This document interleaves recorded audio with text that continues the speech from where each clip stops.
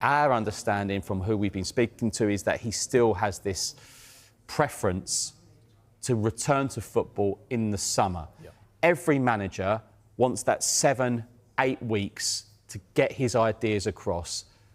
But if they do go all out again and approach Roberto De Zerbi's representatives, do they give him the biggest incentive there is in football, a biggest bonus of keeping this club in the Premier League? And people could say, how much? That's a lot of money. The club getting relegated financially is just absolutely unthinkable. The club generate around £4.5 million in Premier League revenue per match. You know, you only have to turn the television on, the back pages of the paper, social media, the radio. It's all about this football club and potentially getting relegated. It's just unthinkable. And you know what? I keep hearing, nah, it's Tottenham, it'll be all right. It's not. No. It's not, because it's 7 games to go now. Time is running out and games are running out. And I can totally understand why there might be some managers who think, because also as well, and it isn't fair on them, if Tottenham were to be relegated and, you know, our brilliant Premier League years programme and every other programme, it would be that manager's face on it. And it wouldn't really be that new manager's fault, but his face would be planted on it. A bit like Sam Allardyce when he did that short interim.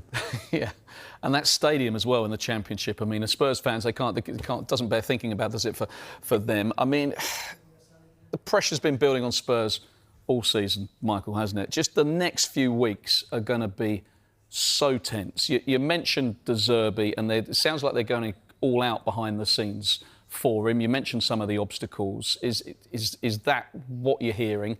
And if it's not that permanent manager, you've got someone to come in and do a 7 or 8 weeks on a massive incentive. Well, our understanding is that Tottenham are confident that they will have a new manager in place by the time the players return from international duty. That's around Tuesday or Wednesday, I'd say, this week. So it's going to be very, very busy on Sky Sports News tomorrow, Tuesday, Wednesday. Then we've got our show Thursday, Inside Spurs, 7 p.m. Yep. So it's going to be a busy week. It's always been, it's been a busy season for Spurs, but for all the wrong reasons. You know, this football club they won their first trophy in 17 years. They were mocked about trophies year after year after year, about being in the Big Six but not winning enough. They won it. But maybe they got too ensconced in winning this trophy and putting the league to one side, and has losing become a bit of a norm for some of these players. You know, going to the Tottenham Hotspur Stadium. Oh, I love going there. Yeah, I bet you do. You're an away fan. I've had the best away day of my life. You know, they need to get that out of their system, and it still hasn't left their system.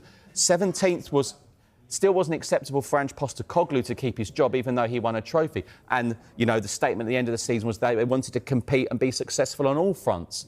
But right now, they are back in that 17th position where they found themselves at the end of last season, but this time without any thought of winning a trophy. And now this threat of relegation is deadly serious.